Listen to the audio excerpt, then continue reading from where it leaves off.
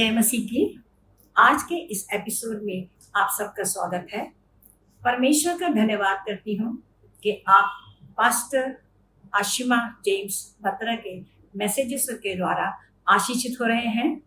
यदि आपकी कोई प्रेयर रिक्वेस्ट है तो आप हमें इस नंबर पर 9810585003 पर व्हाट्सएप कर सकते हैं या SMS कर सकते हैं। पास्टर आशिमा जी के दूसरे संदेशों को सुनने के लिए आप रेडियंस ऑफ क्राइस्ट चर्च के YouTube चैनल पे जाके उन्हें देख सकते हैं। मैं पास्टर आशिमा का स्वागत करती हूँ कि वो हमारे बीच में आई है। जय मसीह की। Praise the Lord. कैसे हैं हमारे भाई और बहन? तो क्यों ना हम लोग आज प्रभु के वचन में चलें। और ये जो संदेश है ये पिछले हफ्ते के संदेश से कनेक्ट करता है। पिछले हफ्ते का जो संदेश था वो इस बारे में था कि हमें आगे बढ़ना है और पीछे नहीं मुड़ना। और ये जो पिछले हफ्ते का संदेश था ये उसके पिछले 2 हफ्तों को कनेक्ट करता है, जब हमने उन 10 कोड़ियों की कहानी सुनी थी कि कैसे वो लोग कोड़ से भरे हुए थे।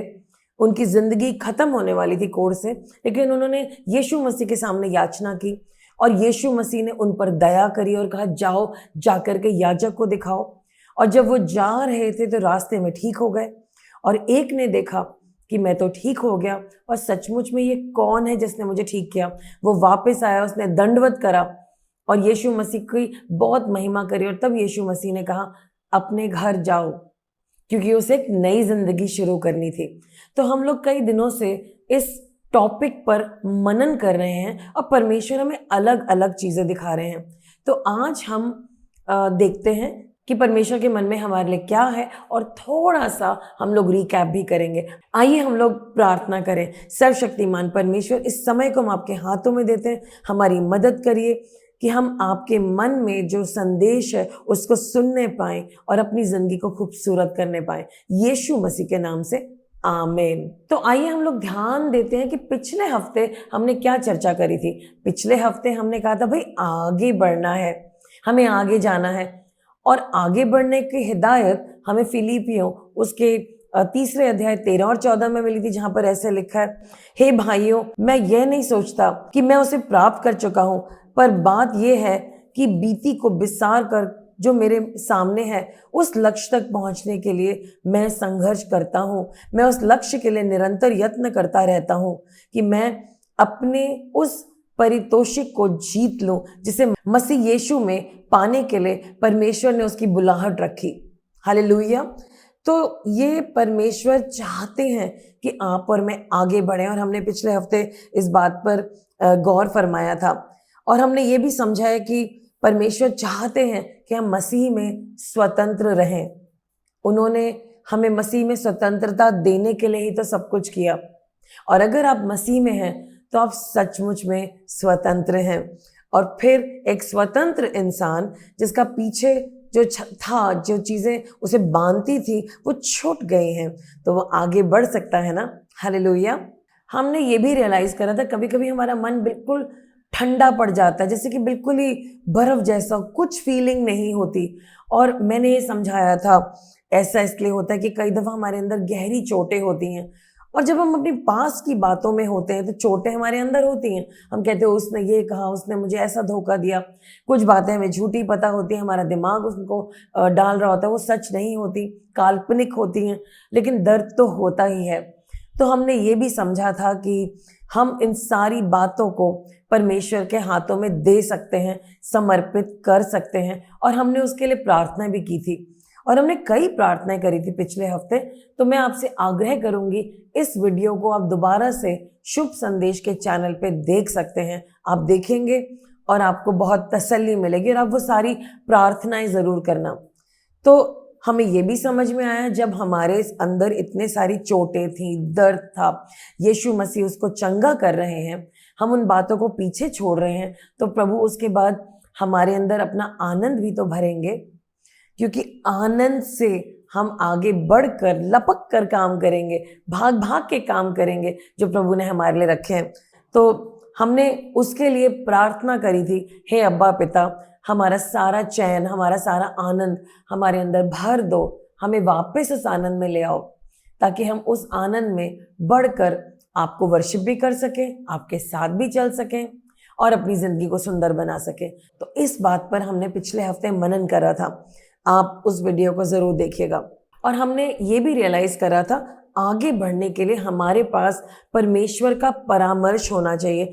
और परमेश्वर का परामर्श पाने के लिए आपको शुरू में बड़ा अजीब लगेगा, अरे ये प्रभु कह रहे हैं या कौन कह रहा है, या कोई गलत चीज़ तो नहीं हो जाएगी। उसके लिए भी हमने पिछले हफ्ते प्रार्थना करी थी और मैं दुआ मांगती हूँ कि परमेश्वर आपकी मदद करेंगे अच्छा डिसीजन लेने में, आप अच्छे अच्छे निर्णय ले पाएंगे और पुराने रास्ते पे नहीं जाएंगे।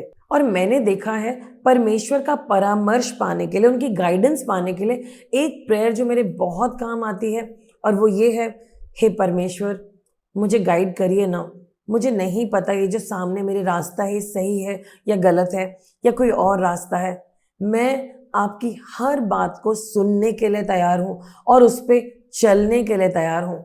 आप बताइए, आपके पास 4 लोग आते हैं और 2 लोग ऐसे हैं कि जो हमेशा जो भी आप गाइड करते हैं उसके अनुसार चलते हैं। ऑफ कोर्स आपकी गाइडेंस अच्छी होती है, लेकिन 2 लोग आते हैं, वो बहुत समय लगाते हैं, कभी मानते हैं कभी नहीं मानते हैं, और उसी वजह से उनकी जिंदगी में बहुत उथल पुथल है। तो क्या आप ऐसे इंसान को अपने दोबारा से वर्ड्स देंगे गाइड करने के लिए? क्योंकि वो ओपन ही नहीं है, वो दिखावा करते हैं या ऐसा कह देते हैं हम आपकी बात मानना चाहते हैं, लेकिन जब वक्त आता है मानने का, वो अपने मन की अनुसार चलते हैं, अपने जो लोग उसके सामने कह रहे हैं उनको सुनते हैं, या वो अपने डर की सुनते हैं, या अपने मन में जो उनको अच्छा लग रहा है उसकी सुनते हैं, लेकिन वो आपकी नहीं सुन रहे। तो आप ऐसे इंसान को कम गाइड करेंगे ना। हाउएवर परमेश्वर चाहते हैं वो हमारी गाइडेंस करें, इसीलिए हमें उनको दिखाना होगा कि हम उनकी गाइडेंस पे, उनकी बातों पे, जो वो हमें वचन के द्वारा बता रहे हैं, संदेशों के द्वारा बता रहे हैं, उन्हें मान रहे हैं। समझ रहे हैं आप मेरी बात? तो गाइडेंस के लिए प्रेयर बहुत पावरफुल है। और आपको आगे बढ़ने के लिए एक बात और का ध्यान रखना पड़ेगा, जहां भी आप आगे जा रहे हैं वो नई जगह है, वहां पर आप कभी गए नहीं थे या वो अनुभव आपके पास नहीं है, तो आपको बड़ा अजीब लगेगा, अरे मेरा तो जानकार भी कोई नहीं है यहाँ पर, क्या मैं करूँ क्या मैं ना करूँ। आपको मालूम है परमेश्वर ने कहा है, लेकिन आपको बड़ा अजीब लग रहा है। जब हम आगे बढ़ते हैं कुछ चीज़ों के लिए हमें अकेले ही बढ़ना पड़ता है। ऑफ कोर्स जब हम लोग शॉपिंग जाते हैं, हम अपनी फ्रेंड्स को कहते हैं प्लीज़ मेरे साथ चल, जबकि उसको नहीं जाना, उसका कोई मतलब नहीं है, उसे कुछ खर्चा नहीं करना, लेकिन हमें अच्छा लगता है कि कोई हमारे साथ जाए, हमें कंफर्टेबल फील होता है। लेकिन कभी कभी हमें कुछ चीज़ें खुद अकेले करनी पड़ती हैं, और जब हम अकेले कर रहे होते हैं तो हमें एक बात रियलाइज करनी पड़ेगी, परमेश्वर का नाम इमैनुअल है। इमैनुअल का मतलब है वो परमेश्वर जो हमेशा हमारे साथ है। तो लग तो रहा है कि हम अकेले हैं, लेकिन हम अकेले कभी नहीं हैं। यीशु मसीह हमारे साथ है, और जब आप उन्हीं की बात को मान रहे हैं तो क्या परमेश्वर आपके साथ नहीं होंगे? वो कह रहे होंगे वाह मेरे बच्चे को देखो, ये मेरी बातों को मान रहा है, उस पे चल रहा है। स्वर्गदूतों जाओ, जाकर के मेरे बच्चे की पूरी मदद करो कि जो मैंने उसको बोला है वो उसे कर पाए। तो कहने का मतलब है अब हमारे पास परमेश्वर की मदद है, यीशु मसीह की मदद है, पवित्र आत्मा जी की मदद है, स्वर्गदूतों की मदद है। तो हाँ, वो जगह अजीब है, आप वहां कभी गए नहीं हो, लेकिन परमेश्वर आपके साथ है जिनका नाम इमैनुअल है। आमीन। और एक और बात पे हमने ध्यान दिया था कि अगर हमें आगे बढ़ना है तो जो गलत गठबंधन है, बातें हैं, दोस्तियां हैं, उन सबको छोड़ना होगा, त्यागना होगा। अब आप कहेंगे मैं कैसे छोड़ सकता हूँ? तो हमने उसके लिए बहुत डीपली प्रेयर करी थी हमारे पिछले संदेश में, आप उसे ज़रूर देखिए। हाउएवर मैं यीशु मसीह के नाम से घोषणा करती हूँ, आप हर अधर्मी चीज़ को, विचार को, आवरण को, गलत आशा, लक्ष्य, इच्छा, रिश्ता, सपना और आत्मबंधन का त्याग करेंगे यीशु मसीह के नाम से। आमीन। और आप परमेश्वर से कहेंगे प्रभु जो जो चीज़ें आपने मेरे लिए रखी हैं, जो रिश्ते मेरे लिए हैं, जो वो मेरे मददगार हैं जिनको आपने मेरे लिए रखा है, वो जो सही घड़ी है, वो जो सही जगह है, उनको मेरे सामने ले आइए यीशु मसीह के नाम से। आमीन।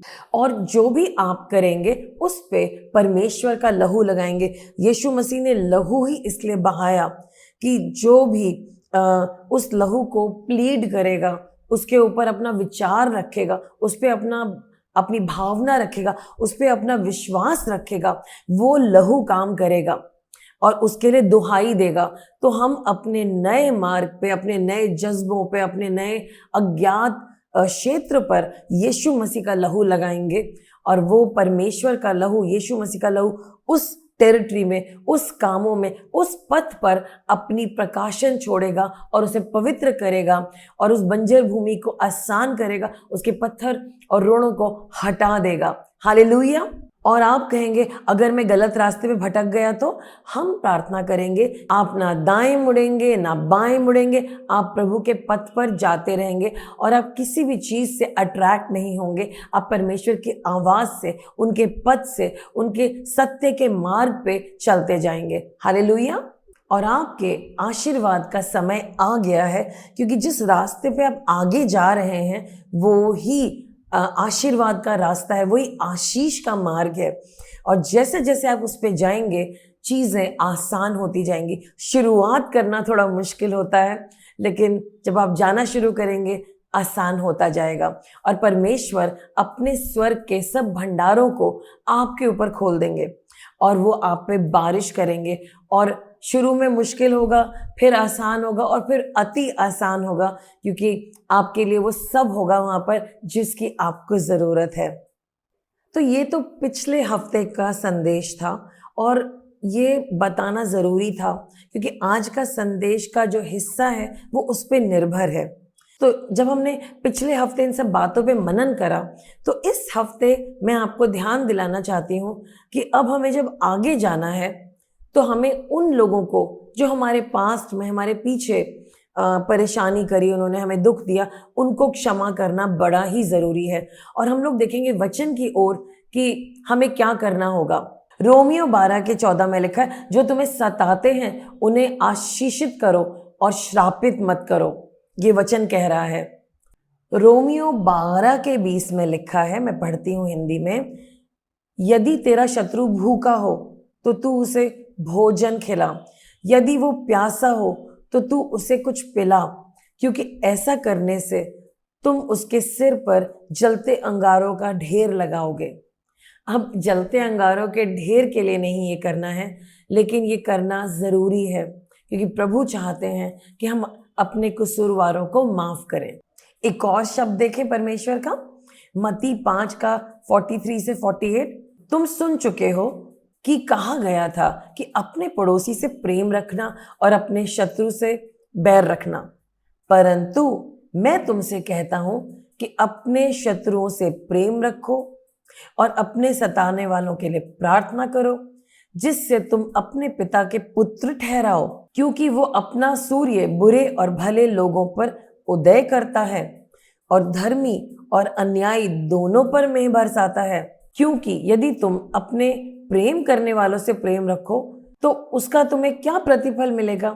ये यीशु मसीह सिखा रहे हैं सरमन ऑफ द माउंट में कि हमें अपने दुश्मनों को माफ करना ही करना है और उनको माफ करके हमें आगे बढ़ना ही बढ़ना है। आप और मैं आगे बढ़ना चाहते हैं, आगे हमारा लक्ष्य है। प्रभु ने हमारे लिए एक गोल बनाया है और हमारी जिंदगी का कोई मकसद है, पर्पस है, उसे हमें पूरा करना है। कब तक हम उन दुखी बातों में बैठे रहेंगे, उसने ऐसा कहा, उसने ऐसा कहा, कब तक जलन करेंगे, कब तक ईर्ष्या करेंगे, कब तक गुस्सा करेंगे, कब तक कड़वाहट भरे रहेंगे। इस कड़वाहट को निकालना है। अगर परमेश्वर कह रहे हैं कि इस कड़वाहट को निकालो, तो वो जानते हैं कि हम मनुष्य हैं, हमारे लिए क्या संभव है और क्या नहीं है। क्या आप एक छोटे से बच्चे को जाकर के कहेंगे चलो बच्चे उठो, आज के सारे बर्तन तुम धोंगे, और बच्चा सिर्फ 3 साल का, वो नहीं धो सकता, राइट। हम उसे ऐसा काम कभी बोलेंगे ही नहीं। हम उसे ये कह सकते हैं अच्छा चलो बेटे अपनी प्लेट को मम्मा को पकड़ा दो, इतना ही बोलेंगे ना, उसके बियॉन्ड तो नहीं बोलेंगे। तो हम अगर ये समझ रखते हैं कि हम अपने बच्चे को वो ही काम बोलते हैं जो वो कर सकता है, हमारे परमेश्वर तो हमसे बहुत प्यार करते हैं, वो तो हमें वो ही काम बोलेंगे जो हम कर सकते हैं। तो अगर परमेश्वर कह रहे कड़वाहट हटाओ तो हटा दीजिए, आप हटा सकते हैं पवित्र आत्मा जी की मदद के द्वारा। अगर परमेश्वर कहते हैं कि अपने दुश्मनों को माफ कर दो, तो बड़े आराम से आप माफ कर सकते हैं। मदद करेंगे प्रभु आपकी। अगर परमेश्वर कहते हैं उनको कुछ खिला दो, उनको ब्लेस कर दो, आप कर सकते हैं, ये आपके काबू में है। This is possible. प्रभु के वचन में वो ही बातें लिखी हैं जो मनुष्य जाति या मनुष्य प्रजाति कर सकती है। हम क्यों ऐसे देखते हैं कि ये तो मुझसे नहीं हो पाएगा? क्या आप और मैं अपने आप को गॉड से ज्यादा इंपॉर्टेंट समझ रहे हैं कि जो प्रभु ने कहा है वो पॉसिबल नहीं है? वो पॉसिबल और सबसे आसान काम है माफ करना। आप आइए, मैं आपको सिखाती हूँ, मेरे साथ बैठिए। तो आज मैं आपको बस यही कहूंगी, आप पवित्र आत्मा जी की मदद मांगिए और वो आपकी मदद करेंगे सबको माफ करने में। एक और वचन देखते हैं, लूका रचित सुसमाचार उसका 23वां अध्याय और उसकी 34 वर्स में लिखा है, और यीशु ने कहा, हे पिता, इन्हें क्षमा कर, क्योंकि ये नहीं जानते कि ये क्या कर रहे हैं। अगर आप अपना दृष्टिकोण बदल लें कि इन्हें नहीं पता, क्योंकि अगर ये सचमुच में अच्छे इंसान होते तो ये कभी गलत काम ना करते, लेकिन क्योंकि इनके अंदर कुछ और रहता है ये गलत काम कर रहे हैं। माफ कर दीजिए, बहुत इजी है। तो आइए हम लोग मिल करके एक प्रार्थना करें। अपनी आंखें बंद करिए। हे परमेश्वर, हम एक नए सीजन में आ रहे हैं। हम प्रार्थना करते हैं कि जिन लोगों ने हमें बहुत गंदे तरीके से इस्तेमाल किया, सताव दिया, परेशान किया, जो उन्हें हमारे लिए करना चाहिए था और वो कर सकते थे, वो उन्होंने हमसे छीन लिया, हमारी मदद नहीं करी। हे परमेश्वर, ये बातें जब याद आती बहुत दुख होता है, लेकिन आज आपके वचन के अनुसार हम इन सब को क्षमा करते हैं, गहराई से अपने मन से कड़वाहट निकालते हैं, वो सारी यादें जो उसका रिकॉर्ड हम खाली करते हैं और इन लोगों को ब्लेस करते हैं। परमेश्वर, हम यीशु मसीह के नाम से इनको ब्लेस करते हैं, ब्लेस करते हैं, ब्लेस करते हैं और आशीषित करते हैं और कहते हैं, प्रभु आप इनकी जिंदगी को उत्तम करिए। इनको हम क्षमा करते हैं, हम इनके बच्चों को ब्लेस करते हैं, हम ब्लेस करते हैं इनके हाथों को, इनके हाथों के कामों को, इनके उठने बैठने को। और प्रभु इनके दिल से बोझ हट जाए और ये अच्छे काम करें। इन्होंने तो मेरे विरोध में गलत के लिए काम किया था, लेकिन प्रभु आप तो सब कुछ बदल सकते हैं ना, आप उसको पलट करके भला कर रहे हैं। तो प्रभु मेरा भी भला करें और इनका भी भला करें। और जो उन्होंने मेरी हानि के लिए किया था, मुझे दर्द देने के लिए किया था, आपने तो मेरा दर्द हटा दिया है। तो मैं दुआ मांगता हूं कि आप इनके भी दर्द को हटा दीजिए और इनको समझ में आए कि जिंदा परमेश्वर कौन है। हे परमेश्वर, इनके मन की इच्छाओं को पूरा कीजिए और इनके अंदर से सारी गंदगी निकल जाए और प्रभु इनके सारे काम पूरे हों। मैं इन्हें ब्लेस करता हूं और जो भी मैंने इनको ब्लेस किया, आशीषित किया, प्रभु वो मेरे लाइफ में कीजिए। मेरे बच्चे फूले फले, मेरी टेरिटरी बढ़े, मेरा काम बढ़े परमेश्वर, और मेरा दिल अच्छा हो और मेरे लिए आप अच्छे अच्छे काम करना, मेरा दर्द हट जाए और मैं हिम्मत से भर जाऊं। मुझे भरपूरी देना परमेश्वर, मेरी मन की इच्छाओं को सबको पूरा करना, यीशु मसीह के नाम से, आमीन। आपने देखा, जब हम ऐसे करके प्रेयर करते हैं ना दुश्मनों के लिए, प्रभु प्रसन्न होते हैं। वो कहते हैं, ओहो ये तो मेरे बेटे की तरह बन रहे हैं, जैसे मेरा बेटा वैसे ये, इन्होंने भी इनको क्षमा कर दिया। तो आप स्वर्ग अपने ऊपर खोल लेते हैं और बहुत सारी आशीषों की बारिश होती है। हालेलुया। और मैं आपके सामने एक टेस्टिमनी शेयर करना चाहूंगी। पिछले साल रोश हशाना के पर्व पर, जो कि यहूदियों का नया साल होता है, परमेश्वर ने मेरे मन में डाला कि मैं एक संदेश दूं, जिसमें प्राइमरीली मुख्य तौर पे मैंने बातचीत करी, चर्चा करी लोगों को माफ करने की, और काफी हम लोग डिटेल में गए। और अगर आप माफ करने के लिए हेल्प चाहते हैं तो आप इस संदेश को सुन सकते हैं, उसका लिंक यहाँ पर है। तो काफी डिटेल में हमने उस बात पर मनन किया। तो एक भाई जो सुन रहे थे, उन्होंने उसको अप्लाई करा अपनी जिंदगी में। उनके ऑफिस में उनके बॉस से बनती नहीं थी और बॉस उनको बहुत ज्यादा तंग किया करते थे, मतलब टू मच। मतलब हम लोग कई सालों से प्रार्थना कर रहे थे उनके बॉस के लिए। तो मैंने उस भाई को समझाया कि इतना माफ करो उन्हें, इतना माफ करो, इतना आशीष करो, इतना आशीष करो कि आपको लगे कि आप ही आशीष बन गए हो, आपके अंदर से निकले, आपके दिल की गहराइयों से इतनी आशीष निकले। तो उन्होंने कहा, पास्टर मुझसे ये हो तो नहीं पाएगा, लेकिन आपने जो आज समझाया है, जो डिटेल में मुझे समझ में आया, मैं इस शब्द को अपनी जिंदगी में लागू करूंगा। तो उन्होंने उस शब्द को अपनी जिंदगी में लागू करा और 5-10 दिन के बाद उनके बॉस का पूरा रवैया बदल गया और जो उनसे बात भी नहीं करते थे वो बात करने लगे। और उनको एक दिन छुट्टी की ज़रूरत थी, तो जबकि वो बहुत घबराते थे कि मैं अपने बॉस के पास जाऊंगा फिर वो कुछ बोलेंगे, लेकिन उनके बॉस ने बोला कोई बात नहीं, तुम एक काम करो, तुम अगले दिन की भी ले सकते हो अगर तुम्हें चाहिए तो। और एक बहुत अच्छे रिश्ते की शुरुआत हुई। अब ये भाई जो हैं लगातार अपने बॉस को ब्लेस करते रहे, उनकी भलाई के लिए प्रार्थना करते रहे और काफ़ी समय निकल गया, लगभग 11 महीने के करीब। और अभी 10-15 दिन पहले उनके बॉस उनके पास आए, उन्होंने उसको हग करा और बहुत प्यार किया और उसकी तारीफ करी पूरे ऑफिस में बहुतों के सामने, और कहा सचमुच में ये इंसान बहुत अच्छा है। और इसने, जबकि इस भाई ने अपने मुंह से उनको कुछ नहीं कहा, वो तो सिर्फ पीछे से प्रेयर कर रहा था। तो हमें लगता है कि हमें हमारे माफ करने का रिजल्ट एकदम दिखाई दे, एकदम दिखाई नहीं देता, लेकिन प्रभु के समय पर आपको जरूर दिखाई देगा, क्योंकि ये प्रभु का तरीका है। हालेलुया। अगली बात जिस पे मैं आपका ध्यान केंद्रित करना चाहती हूँ कि हमें बार बार जब हम इस जर्नी में आगे बढ़ रहे हैं, परमेश्वर की भलाइयों को याद रखना ही चाहिए।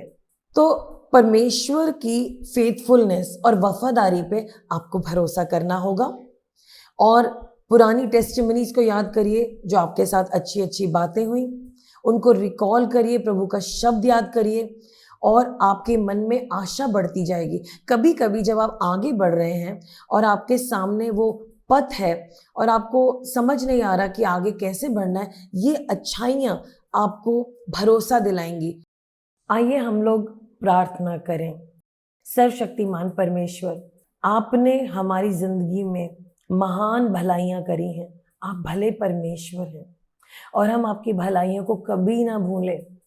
ये तो ऐसी भलाइयाँ जो रोज नई हो जाती हैं, रोज रोज रोज उन भलाइयों का नया कोटा होता है, और हम इन्हें याद करते रहें और इनकी यादें हमें आगे लेती जाएंगी और हमें स्पीड देंगी। हम आपका धन्यवाद करते हैं पुरानी टेस्टिमनीज के लिए, अभी जो टेस्टिमनीज हो रही हैं और जो गवाहियाँ आने वाली हैं। धन्यवाद प्रभु, आप भले हैं और हम आपकी भलाई पे भरोसा कर सकते हैं। यीशु मसीह के नाम से आमीन। एक बात जो हमारे आगे बढ़ने वाले सफ़र को बहुत ही आनंदित बना देती है वो है धन्यवाद करना, और दूसरा प्रभु पे आशा रखना। तो अभी हमने पिछले महीने अगस्त का महीना पूरा प्रभु की भलाई पे मनन करा। हर रोज हमने प्रभु की एक बात लेकर के उसके बारे में सोचा, विचार किया कि परमेश्वर इस क्षेत्र में कितने ही भले हैं और उनकी भलाई सदा की है। तो हमने 1 महीने किया, आप 2 महीने करें, 3 महीने करें, साल के अंत तक करें, आप कभी भी कर सकते हैं। लेकिन परमेश्वर की भलाई करना वो आपको दीन बनाती है और आपका सफर सुहाना। आप उन्हीं बातों को जो आपके सामने बड़ी सरल सी दिख रही हैं, बड़ी ऑर्डिनरी दिख रही हैं, आप रियलाइज करेंगे सचमुच में चमत्कार है, ये अच्छा है, ये भला है, और आप उसको अप्रिशिएट कर पाएंगे। हालेलुया।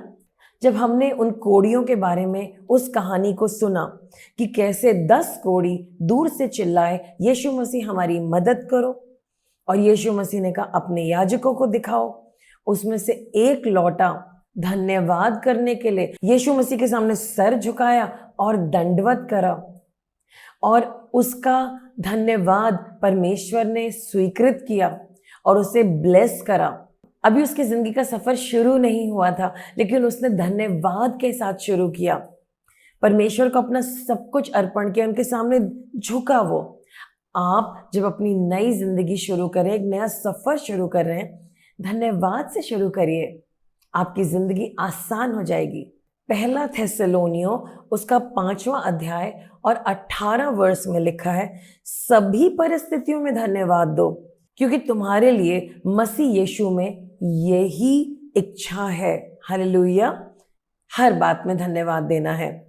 भजन संहिता 107 के 1 में लिखा है, हे प्रभु का धन्यवाद करो, क्योंकि वो भला है और उसकी करुणा सदा की है। तो हमें अपना सफर जो है उसको धन्यवाद में लेकर के चलना है। धन्यवाद हमारे जिंदगी का एक बहुत महत्वपूर्ण हिस्सा बन जाए। हम लोगों की चुगली करना, उनके बारे में बुराई करना, ऐसा हो रहा है, पॉलिटिक्स डिस्कस करना जो इररेलेवेंट है और हो सकता है रेलेवेंट है, क्यों ना हम इन बातों को परमेश्वर के हाथों में समर्पित कर दें और हम परमेश्वर पे भरोसा करें और उनको धन्यवाद दें और दूसरों को डिस्कस करना छोड़ दें। अगर हमें किसी के लिए बात करनी है तो उनकी अच्छी बातें करें और धन्यवाद करें प्रभु को उनके लिए, लेकिन उनके लिए अपने मुंह से कुछ ऐसा अपशब्द ना निकालें, ना उन्हें क्रिटिसाइज करें। जब हमारे जिंदगी में धन्यवाद होगा, हम लोगों को डिस्कस ही नहीं करेंगे। हालेलुया। और जब आप इस रास्ते पे चलेंगे, इतनी नई नई चीजें होंगी, इतनी प्यारी प्यारी चीजें होंगी। हाउ गॉड, थैंक यू, ये भी करा आपने, थैंक यू, ऐसा भी हो रहा है, थैंक यू। अब बहुत बहुत आभारी बनने वाले हैं। शुरुआत करिए। और परमेश्वर चाहते कि हम उनके खोजी हों, और जब परमेश्वर देखते कि मेरे बच्चे खोजी हैं तो वो उसको बहुत ब्लेस करते हैं। और हम उनको इसलिए नहीं खोज रहे कि हमें उनकी कोई ब्लेसिंग की जरूरत है, लेकिन वो करते हैं। वो प्यारे पिता हैं। आप उनके पीछे चलते रहिए, आप उन्हें खोजते रहिए। हालेलुया। परमेश्वर आपको जिंदगी दे रहे हैं, वो खुद ही जिंदगी हैं, वो सत्य हैं, वो मार्ग हैं। और आप उनकी जिंदगी को लेके, उनके सत्य को अपने हाथों में लेके, उनके वचन को लेके आगे बढ़ते जाइए उस मार्ग पे। और आपके साथ वो हैं और आपकी मदद करेंगे। आपको मुश्किल नहीं होगी। प्रभु आपके साथ खुद हैं, आपको आगे ले जाने के लिए। इजराइल के सामने आगे आगे जाते थे ना वो, तो आपके साथ अब क्यों ना जाएंगे। वो आपके सामने हैं, वो आपके साथ हैं। उन्होंने आपका हाथ थामा हुआ है। पुरानी बातों में हमें जाना ही नहीं है। हालेलुया। आइए हम लोग प्रार्थना में चलें। सर्वशक्तिमान परमेश्वर, हमने आपके वचन पे मनन करा। हम सब अब पुरानी जिंदगी को छोड़ के आगे बढ़ना चाहते हैं। हम अपनी जिंदगी के लक्ष्यों को पूरा करना चाहते हैं। जो आपने हमारे लिए एक गोल सेट करा है, जो हमारा उद्देश्य है, वो पूरा करना चाहते हैं। हमारी मदद करिए। हमने बड़ा इंतजार किया कि हम आगे कैसे बढ़ें, पर हमने रियलाइज नहीं करा था कि कई चीजें हमें पीछे को खींचती थी। अब वो पुरानी बातें जाती ही रहीं। अब नई जिंदगी है, एक नया स्टार्ट है, एक नई शुरुआत है। और मैं आज इस शुरुआत पे आपके साथ खड़ा हूँ। मेरे साथ मेरे यीशु मसीह हैं, पवित्र आत्मा जी की मदद है, परमेश्वर मेरे साथ है, मेरे पिता, अब्बा पिता मेरे साथ हैं। और मैं आपके रास्ते पे जाने के लिए तैयार हूँ। पुरानी बातें बीत गई और मैं आगे जाता हूँ। मेरे मन को मजबूत करिए और मैं गलती नहीं करूंगा। मैं प्रभु के रास्ते पे चलता जाऊंगा। मैं प्रभु की महिमा करता जाऊंगा। मैं प्रभु को धन्यवाद करता जाऊंगा।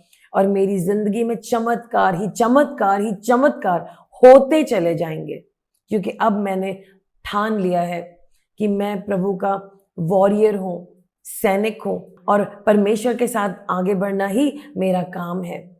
धन्यवाद प्रभु। प्रभु, मेरा परिवार भी मेरे साथ आगे जाए, मेरी कलीसिया भी मेरे साथ आगे जाए, मेरा समाज भी मेरे साथ आगे जाए। मैं बहुतों को ये समझाने वाला बन जाऊं कि कैसे आगे जाया जाता है। मुझ पर दया कीजिए, मेरी मदद कीजिए। Hallelujah. Thank you. So praise the Lord. आपने मेरे साथ प्रेयर करी, आपने संदेश पे ध्यान दिया। मैं विश्वास करती हूँ कि आपकी जिंदगी बदलने जा रही है, आपकी जर्नी बहुत ही प्यारी होने जा रही है। God bless you my dear brothers and sisters. और अपनी टेस्टिमनीज तो मुझे ज़रूर बताना। तो इसी के साथ मैं आपकी आज्ञा लेती हूँ। बने रहिए, सुनते रहिए, हिम्मत रखिए, आगे चलते जाइए। प्रेज द लॉर्ड और जय हिंद। आपका बहुत बहुत शुक्रिया अंत तक बने रहने के लिए। हमें आशा है आज आपने पास्टर आशीमा जी के संदेशों के द्वारा आशीष पाई है। उसमें बने रहिए। यदि आपके पास कोई प्रेयर रिक्वेस्ट है तो आप हमें इस नंबर पर 9810585003 पर व्हाट्सएप कर सकते हैं या SMS कर सकते हैं। अन्य मैसेजेस सुनने के लिए आप जो है रेडियंस ऑफ क्राइस्ट चर्च के YouTube चैनल पे जाकर सुन सकते हैं। उन मैसेजेस से आपको आशीष मिलेगी। तो आइए मिलते हैं अगले शनिवार सुबह 9:30 बजे। जय हिंद।